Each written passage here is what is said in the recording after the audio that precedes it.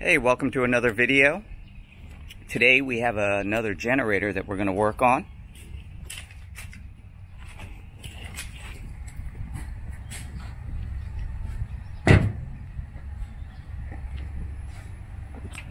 So Brian, what's the deal with this generator? Well, I got this from a good friend of mine, Matt Berger. He was using it a while back during a hurricane when they lost power, and it runs, it just doesn't produce power. So we're going to go through it, troubleshoot it, and figure out why it's not outputting power. It's a Honda clone, and it starts and runs great. It's really easy to start. It just doesn't have any power output. So I can show you how easy this thing is to start.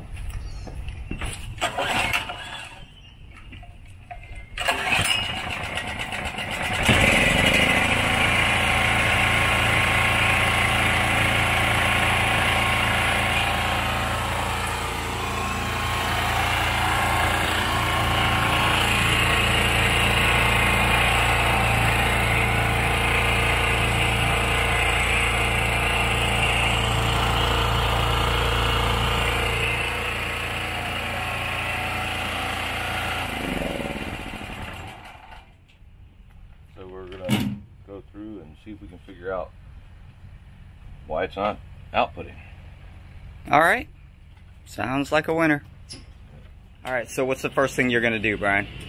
Well, there's a couple things to check. We're gonna pull this cover, and we're gonna check the brushes, and we're gonna check the AVR, or automatic voltage regulator. And it's a pretty simple test. By the way, it's a 7mm. Normally on most of these, and I believe that the WEN generator is set up identical to this one. They run 24 volt into the coil, and that what we're going to do is run 12 volt off of that battery into the coil, and then what they should do is give us half the voltage out on our outlets. If that's the case, well, then we know that it's the automatic voltage regulator, and then this is the brush set. If it's still not producing power, then odds are it's in our brushes, because it's just not getting into the coil, or it's a bad coil, in which case it's junk. Okay. All right. So if you'll notice, there is an indicator of the positive lead, and that's important when we're hooking this battery up, that the orientation on that is correct. And then it's just a couple more 7mm screws.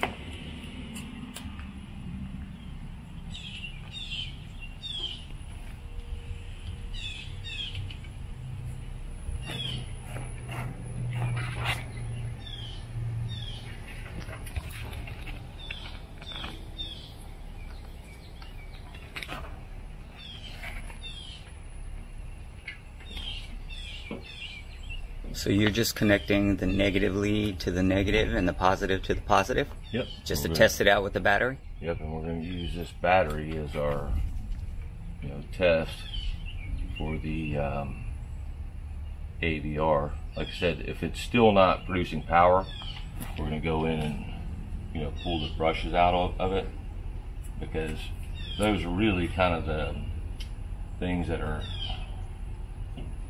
probably worth fixing on it, because if it's the rotor or the stator,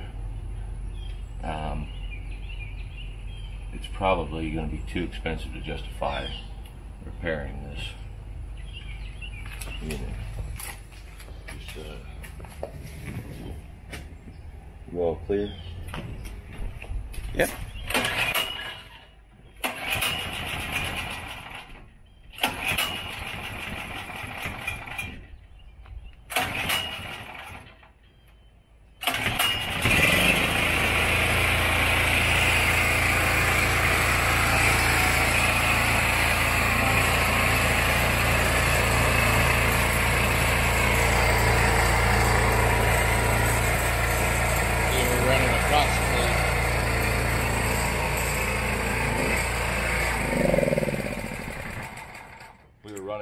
Approximately half the normal output voltage at 60 volts, but we're only putting half of the voltage in. Normally the AVR supplies 24 volts to the coil. We're only supplying 12, so that jives that this is our problem. So basically you got the exact result that you were expecting? Yep, we only put half the voltage in, so we should expect half the voltage out. So it stepped up the 12 volt to 60 volt, and the, you put 24 in, then you would expect 120 out. So the all we need to do is replace the AVR, and this one is a square one, and if you run into this issue on your generator, you need to pay attention to whether you have a square one or a rounded one, because they're designed to fit in this housing. But right now we're just going to clean up some of this dirt and replace this AVR. All right, Brian. So this box here, the voltage regulator, is bad, and that's the problem with this generator, huh? Yep. And you have a new one? Yeah, we've got a new one. Where'd you get that one from? Amazon. Amazon? Yep. And one thing I will tell you is that if you happen to order this same unit, if you notice, it's not labeled, and it ships with no instructions as to what is what. Now, we've gone through it and tested it out, and on ours, red is positive.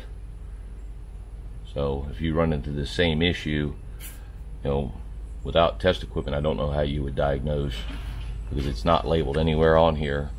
There's no information, and like I said, that's pretty critical. And I don't honestly know what the outcome of hooking it up backward would be. I wouldn't really want to find out, but we'll get this one installed and test it out and see how it goes.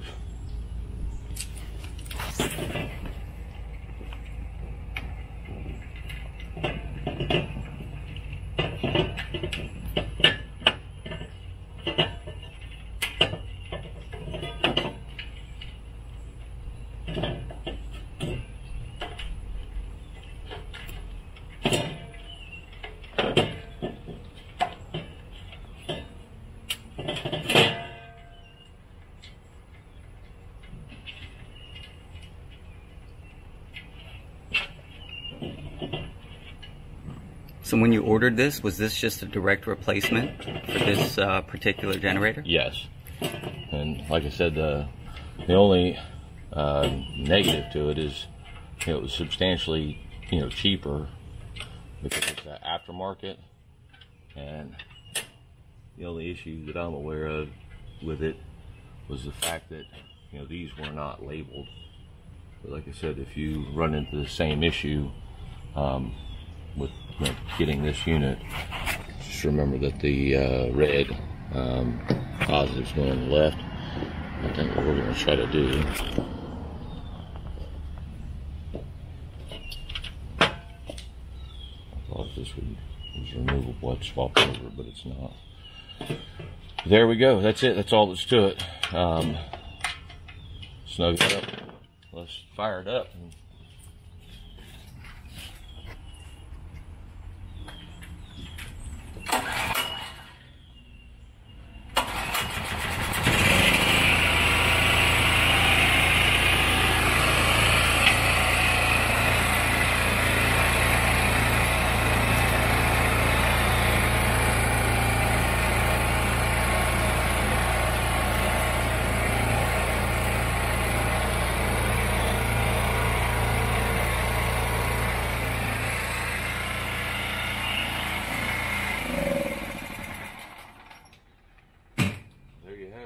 All right.